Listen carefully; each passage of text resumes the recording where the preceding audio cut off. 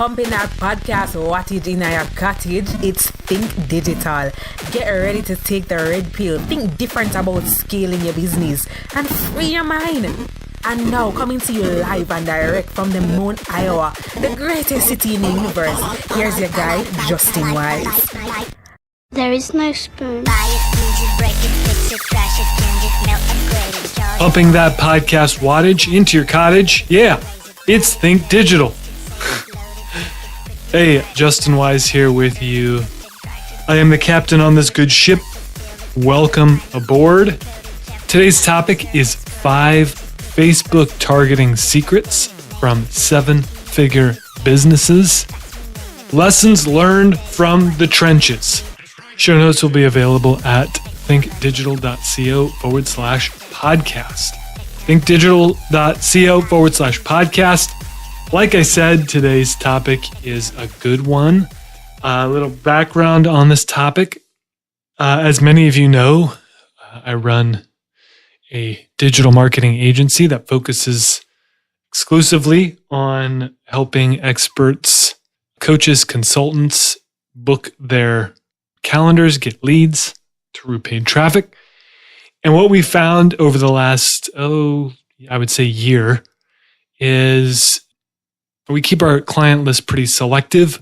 However, what we've noticed is some trends, some themes, some commonalities between the 7-figure clients and not 7-figure clients. They all have common, like I said, I guess common practices, specifically in regards to targeting.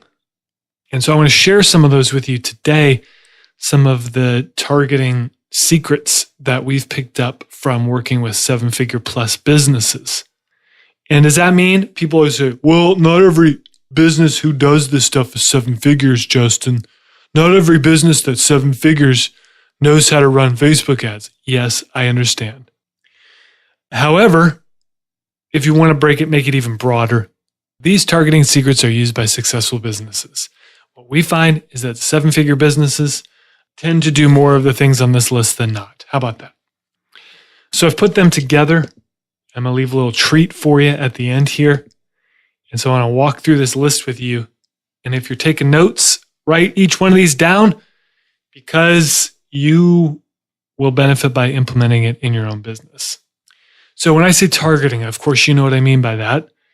I mean, hey, we got to find people to show these ads to. And so we target. We find the right people, we target them, and we show clients ads to those people. And the first Facebook targeting secret is not necessarily a secret, but the way you apply it is a secret, and that is upload your unsubscribe list. So as many of you know, you can upload your email list into Facebook and certainly build a custom audience, but use that custom audience of email subscribers as a base for lookalikes. Pretty common tactic. One of the tricks that we've picked up is uploading the people who unsubscribe from your email list. Now, if you have a MailChimp, or if you have a provider like a MailChimp, MailChimp doesn't hang on to the contact after someone unsubscribes, it goes away. But if you have something more robust, a CRM like an Infusionsoft, for instance, which is what we use, a lot of our clients use, even though you can't send emails to those people via broadcast, you still have the information and you can run a very quick search on your CRM that says, show me everybody who's unsubscribed from my email list. And so what we will do is build a custom audience from that unsubscribed list. And you may think to yourself, well, they unsubscribed from your list. Why would they want to hear from you in the news feed? And the reasons are vast and varied, but what we have found is that just because somebody doesn't want to get your emails does not mean they don't want to hear from you. Could be somebody, and maybe you've done this, I have done this recently. I'm sure many of you have done the same thing, where you go through and you clean house on your email, where you just declare email bankruptcy, like Michael Scott. And you unsubscribe from everyone, you mark everything as read, and you stow it away. Got to this point, I would say about 6 months ago, where I just basically unsubscribed from everything. Doesn't mean I don't love the people that I unsubscribed from. It just means I don't want them in my inbox. Now, if they pop up on my newsfeed, if there's content from those people that pop up on my newsfeed, cool. And we have found that they tend to be an unsubscribe audience tends to be just as active, if not sometimes more active than people who are still on your email list in a custom audience. Hope that makes sense. But don't just immediately think, well, this person unsubscribed, so they must not be interested in hearing from me. Don't take offense to it. Be a big boy, be a big girl.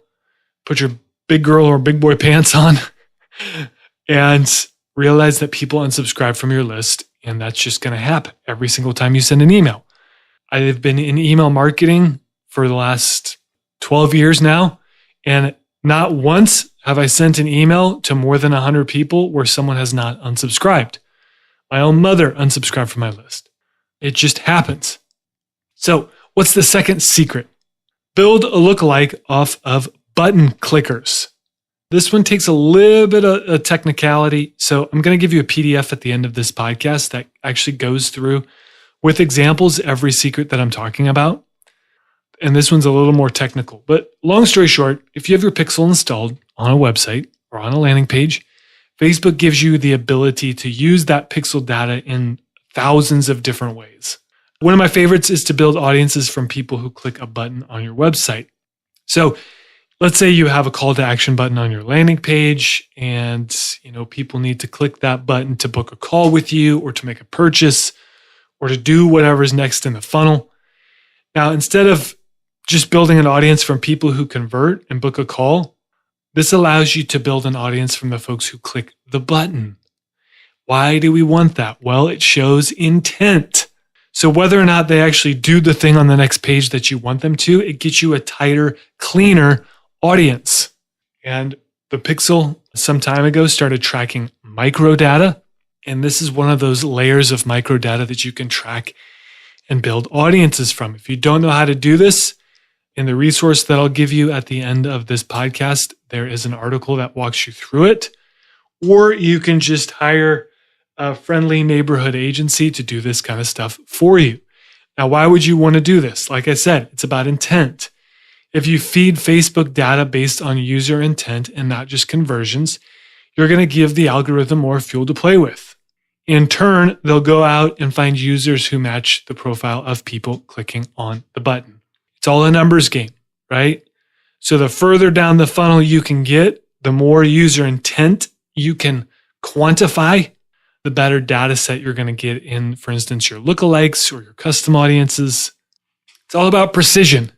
And seven-figure businesses don't necessarily have a better product. They don't necessarily have a better service. What they're able to do is twofold. Number one, present that offer or service in a way that is more clear than their competitors. And number two, stretch their ad budget further. So instead of paying, $500 to acquire a client, they can pay $100 to acquire a client. If you do the math, 5 to 1, if it takes me 5 times as much money to acquire a client as it does you, and we're competitors, who's going to win? Yeah, supply and demand says you will win. So seven-figure businesses, again, don't necessarily have a better product or service. They're just smarter with the data they collect, and they leverage that data better than their competition. So let's keep moving here. That's secret number 2. Secret number 3, build lookalikes from other email segments. Okay, we've already talked about this for unsubscribes. So that's building a lookalike audience from building a custom audience from your unsubscribes. I don't necessarily know you'd want to build a lookalike off that, although you could test it. You're listening to Think Digital with Justin Wise. The next step down the rabbit hole is to sign up for the No Spoon newsletter, a free weekly email designed to increase your productivity, grow your influence, and free your mind. Take the red pill and head on over to thereisnospoon.co to sign up. Secret number 3 is build lookalikes from other email list segments. So right now, for instance, at Think Digital, we have Facebook audiences, both custom audiences and lookalikes. And let me back up. If you don't know the difference between those two, custom audiences are basically you saying, hey, Facebook, here's my data that I've collected. Here it is. Now go and match up these data points with the people on your platform. It's basically a one-to-one conversion. So if you give Facebook 1,000 email addresses, it's going to analyze those email addresses, go into their 2 billion users. It's going to look for the same email address that you have on file at Facebook and match it to the audience list that you're uploading. And it's usually around a 50 to 60% hit rate. So that means if I use Justin Wise at abc.com to sign up for your email list, and I also use Justin Wise at abc.com as my login for Facebook, Facebook's going to know that, and you've got a match. I am now in your custom audience. That's a custom audience. Now, a lookalike is going to be reviewed for a lot of you, but a lookalike is you saying to Facebook, hey, Facebook, here's my custom audience of all these users, this one-to-one list. Now go across your 2 billion users and find people who are similar to this. So they're not in the list that you uploaded, so to speak, but they match the profile that Facebook uses. They take the algorithm, they take what they know about you, they take your user data, and they basically build a profile of those names that you uploaded in a custom audience, and they go and find people who match. And this could be anything. This could be the content that you engage. This could be the pages you like. This could be the stuff included in your profile, your friends. I mean, the websites you browse, because you didn't know that Facebook knows the websites you browse. You know that, right? If you don't know, now you know. So all that to say, I want you building lookalikes. This is what 7-figure businesses do. They build lookalikes from other email list segments. So for instance, our custom audiences and lookalikes that we have running right now are people who have or haven't bought something from us, people who open and read our newsletter, people who click our links, people who've been on our list for a long time. Those are 4 separate audiences that we're building, both custom audiences and lookalikes for testing purposes. You might think to yourself, why would you want to do that? Well, again, it's all about being specific. It's all about being intentional. So my broad email list is a different profile than, let's say, my email list of people who have bought something from us. So at the time of this recording, we have about 25,000 names on our email list, and we have, give or take, about 2,000 names of people who have bought something from us at any given moment. That's a much smaller list, but in my mind, that's a much stronger list that I at least want to test because it shows user intent. It shows buyer's intent. By segmenting your list before feeding it into Facebook, as I think I mentioned this, you give the algorithm much more specific information it can use to go out and make the magic. Secret number 4. By the way, let's do a quick recap. Secret number 1 was upload your unsubscribe list. Secret number 2 of 7-figure businesses in Facebook targeting is build a lookalike off of button clickers. You need a pixel data to do that. Secret number 3 is build lookalikes from other email list segments. And secret number 4 of Facebook ad targeting secrets from 7-figure businesses, layer your lookalikes. Layer your lookalikes. An oldie, but a goodie. I love lookalikes. I love layering lookalikes even more. It's like the ultimate science experiment. There's this commercial running right now about that Pringles is running. I don't know why I never thought of this growing up, but this is pure genius. They're doing this thing now where it's like, take a cheddar cheese Pringle and take pickle Pringle. Those are the only two I can think of. Combine them, put them right on top of each other, and you have a cheddar cheese pickle. I don't eat Pringles, so I'm not quite sure on all the flavors these days. I just remember pickle. The point being, you can layer lookalikes in your ad sets. This is a really, really strong play, one that we recommend and one that we love. So for instance, let's say you have lookalike 1, which is a lookalike based off of people who've engaged your content in the last 30 days.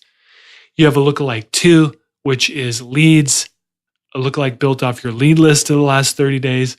You layer those together and you have a much stronger intersection. Think of a Venn diagram here with two circles.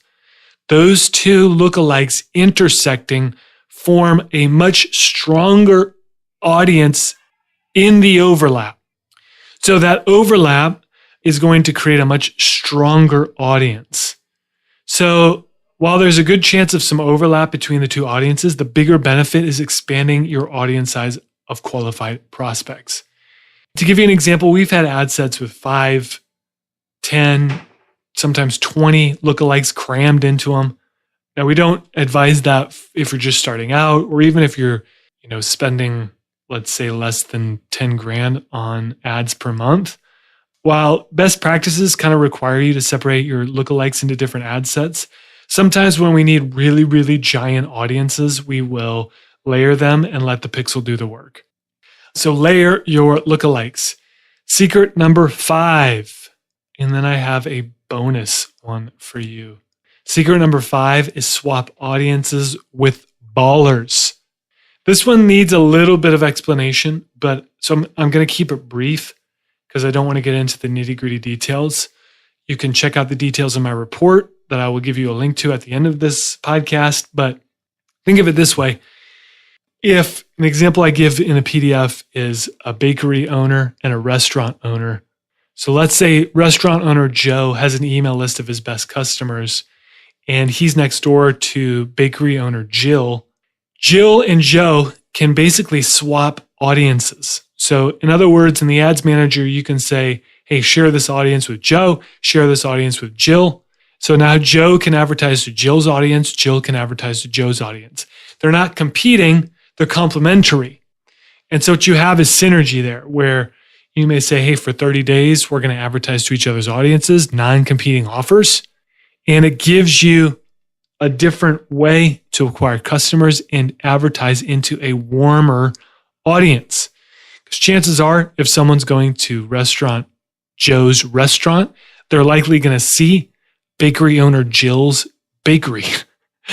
So there's top of mind, there's brand awareness, there's also conversion opportunities there. And this doesn't just have to be for bricks and mortar. This can be for all sorts of businesses. But finding like-minded people who don't compete with you that you can basically tag team and swap audiences. Really, really powerful strategy to use, and one that we leverage quite a bit.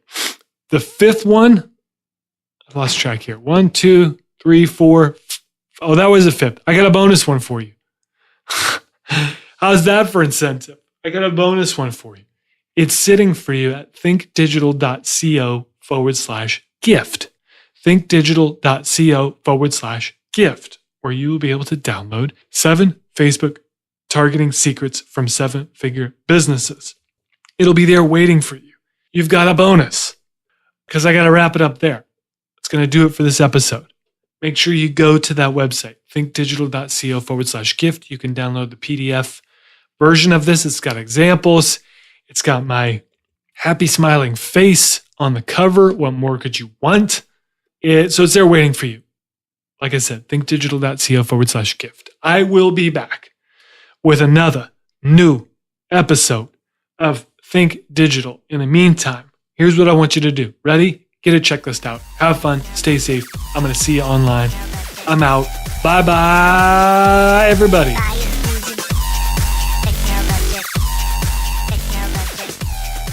This is thepodcastfactory.com.